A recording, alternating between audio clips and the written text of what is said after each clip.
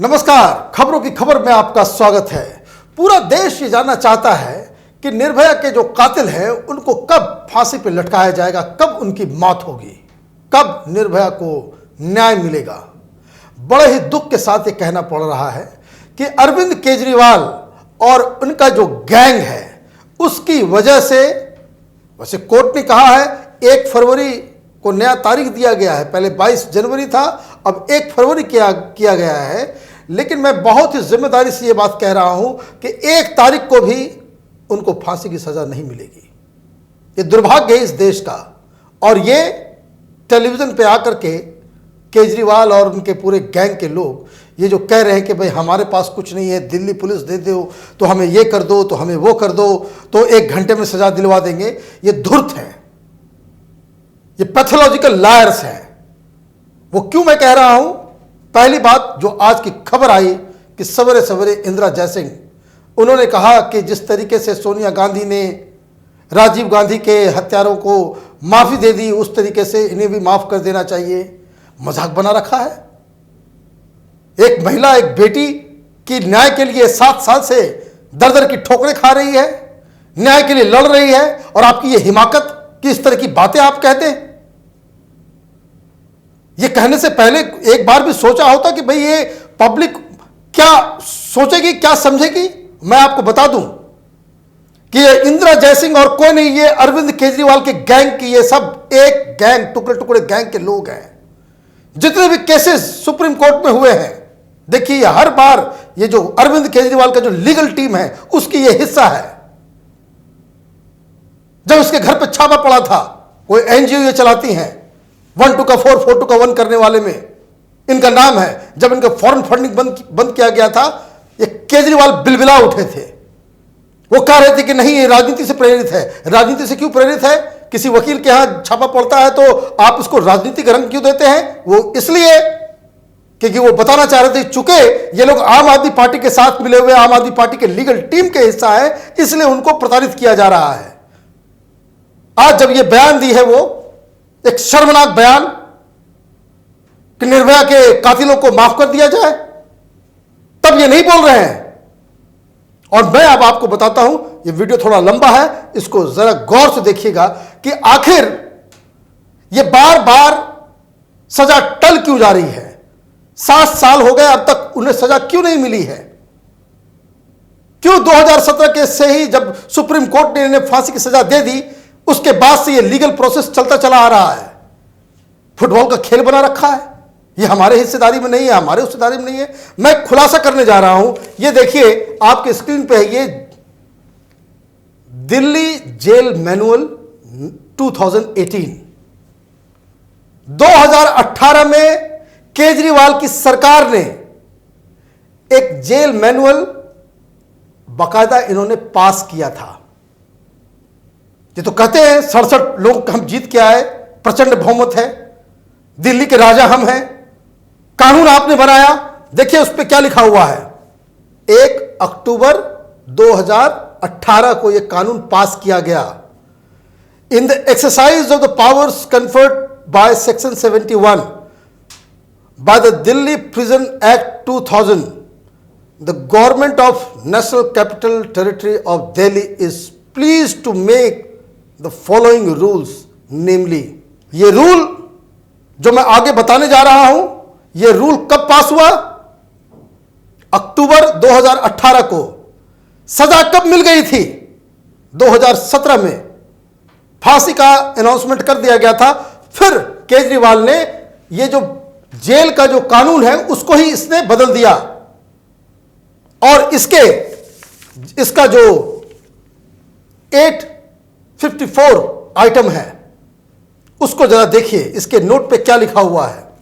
किस मुंह से केजरीवाल ये कह रहे हैं कि इनकी कारस्तानी नहीं है? अब इसको जरा समझ लें। इसका जो 554 का जो मतलब क्या है, इसका मतलब ये होता है कि एक केस में 1 से ज्यादा दोषी को फांसी की सजा सुनाई गई हो तो तब तक उसमें किसी को फांसी नहीं चढ़ाया जा सकता जब तक कि हर एक दोषी की अपील सुप्रीम कोर्ट से खारिज ना हो जाए। मतलब केजरीवाल ने जो कानून बनाया है, उस कानून को अगर मोटा मोटी अगर आप हिसाब से समझ लें, उसका मतलब क्या है? इसका मतलब यह है कि वो कोई भी ऐसा केस जिसमें एक से ज़्यादा आरोपी हैं, जिनको सज़ा मिल गई है, उनके पास अलग अलग जगह पे अलग अलग कोर्ट्स में जाकर के अपना रिव्यू या पिटिशन दायर करने का प्रावधान है। लेकिन इन्होंने क्या कानून बदल दिया? इन्होंने बदल करके ऐसा कर दिया कि एक भी केस में अगर वो एक एक करके भी अगर जाता है तो वो सबकी सजा वो पोस्टपोन्ड होती चली जाएगी। मतलब अगर क्राइम एक हुआ है, उसके 5 आरोपी है, तो सबको सजा जो फांसी का लगना है तो सबको एक साथ ही लगेगा। लेकिन मर्सी पिटिशन वो अलग अलग समय में दे सकता है, और जब सब कुछ दया याचिका भी खत्म हो जाए तब 14 दिन के बाद आप फांसी दे सकते हैं। मतलब एक की खारिज हुई तो 14 दिन, फिर दूसरे ने एप्लीकेशन दया के लिए लगाया, फिर 14 दिन, फिर तीसरे ने लगा दिया, फिर 14 दिन, फिर 14 दिन। इस तरह से आप टाइम बाय करने का ये तो केजरीवाल की सरकार ने कानून बनाया है। इस कानून का मतलब यही है। ये तो मैं बता रहा हूं, 14 दिन का जो टाइम दिया जा रहा है, वो प्रेसिडेंट अगर मर्सी पिटिशन को खारिज कर देते हैं तब, उसके पहले भी कि आप हाई कोर्ट में और सुप्रीम कोर्ट में एक एक करके आप जो है रिव्यू पिटिशन डालते चले जाइए।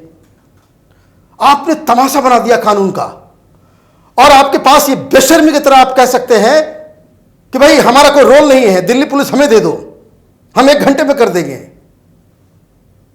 पता नहीं केजरीवाल को ये सब बातें कहने में शर्म आती है या नहीं आती है, क्योंकि ये दस्तावेज तो बता रहे हैं कि ये कानून आपने बनाया है 2018 में। अब इस तरह का कानून पास करने के बाद केजरीवाल किस मुंह से ये कहता है कि जो डिले हो रहा है उसके लिए वो जिम्मेदार नहीं है? मैं दूसरी बात कह रहा हूं कि ये जो पूरा कानून बनाया गया है, इस कानून को बनाने वाले वो लोग हैं जो नहीं चाहते कि जो रेप के जो गुनहगार हैं उनको फांसी की सजा मिले। ये लोग पैसे लेकर के, कोई इंटरनेशनल एजेंसी के द्वारा पैसे लेकर के ये लगातार कैपिटल पनिशमेंट, जो फांसी की सजा, जो मृत्यु दंड है, उसके खिलाफ मुहिम छेड़ते हैं। और उन्हीं लोगों ने ये कानून, चूंकि ये सारे लोग, ये पूरा कबाल जो है, ये सब केजरीवाल के लीगल टीम के हिस्से हैं, इसलिए इन लोगों ने इस तरह का प्रपंच रचा। और आज आप कहते हो कि ये जो विलंब हो रहा है वो उसके लिए आप जिम्मेदार नहीं हो? दिल्ली पुलिस हमारे पास नहीं है? अरे दिल्ली पुलिस तुम्हारे पास नहीं है तो ये कानून बनाया तुमने कैसे? ये कानून जो जेल मैनुअल है, ये झूठा है। जितने लोग ये वीडियो देख रहे हैं वो आप रिसर्च कीजिए, नेट पे जाइए, दिल्ली जेल मैनुअल 2018 अब टाइप कीजिए, आपको सारा का सारा जो जहां से मैं उठा करके लेकर के आया हूं। प्रोपेगेंडा पे आप राजनीति करेंगे? क्या चाहते हो कि बेटी को न्याय नहीं दिलवा पाए तो जो निर्भया की मां है वो खुदकुशी कर ले? क्या उसको अपनी जान देनी पड़ेगी इस न्याय के लिए? तमाशा बना के रखा हुआ है इस देश में। झूठ की कोई लिमिट, कोई सीमा नहीं होती है। और यही वजह है कि जब हाई कोर्ट में 2 जज जब इस पूरे केस को अभी सुन रहे थे, जिस दिन यह फैसला आया कि फरवरी 1 को तारीख मुकर्रर जो की गई है, उस दिन जस्टिस मनमोहन और जस्टिस संगीता ढींगरा वो नाराज हो गए। किसके ऊपर? आम आदमी पार्टी सरकार की तरफ से जो वो राहुल मेहरा जो उसके को रिप्रेजेंट कर रहे थे केजरीवाल सरकार को। उन्होंने कहा आपने तो तमाशा बना दिया, आपने कानून कैसे बनाया? आपने दिमाग नहीं लगाया क्या कानून बनाते समय? आप जाइए, आप नवभारत टाइम्स है, जनसत्ता है, हर जगह ये खबर जो है वो छपी हुई है कि किस तरह से वो जज साहब दोनों नाराज थे कि भाई आप देश की जनता चाह रही कि जल्दी से जल्दी इस आदमी को, इस चारों लोगों को फांसी की सजा लगाई जाए, और आप तमाशा बना करके आपने रख दिया सब कुछ और उस पर राजनीति कर रहे हो। और कोर्ट ने क्या कहा? कोर्ट ने यह भी कहा कि आपने पूरे न्यायिक प्रक्रिया का आपने मजाक उड़ा दिया है। और कोर्ट ने बहुत ही कड़ी टिप्पणी की है। पता नहीं ये मीडिया वाले क्यों नहीं बताते, क्यों नहीं दिखाते। डिबेट करा रखा है कि भाई फुटबॉल की तरह एक दूसरे पे आरोप लगा रहे हैं। ये आरोप एक दूसरे पे लगाने वाली बात नहीं है।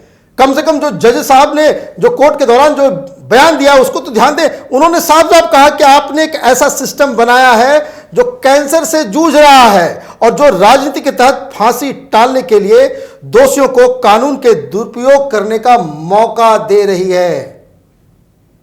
ये जज साहब, ये दोनों जजेस जो थे, उनका ये बयान है कोर्ट के अंदर कि आप राजनीति कर रहे हैं और दोषियों को बकायदा जो खामियां आपने लूप होल बना करके आपने छोड़ा है उसको इस्तेमाल करने का आप मौका दे रहे हो। और ये तो दूध का दूध पानी का पानी है, तो बिल्कुल दिन के उजाले की तरह साफ है कि अगर निर्भया के गुनाहगारों को, ये जो कातिल हैं, उनको सजा नहीं मिल रही है, उसके लिए अरविंद केजरीवाल जिम्मेदार है।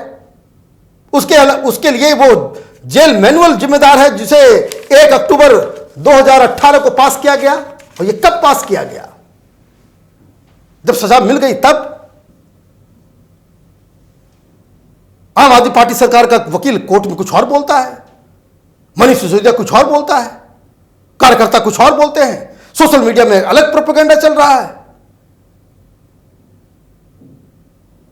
केजरीवाल एक बेटी के बाप हैं, शर्म आनी चाहिए उनको कि आप इस तरह का काम करते हैं और उसके ऊपर आपके पास ये इस तरह की बेशर्मी करने की आपको आजादी कौन दे सकता है? आप ये कहें कि भाई हम इसके लिए जिम्मेदार नहीं है, हमारे हाथ में तो कुछ नहीं है जी।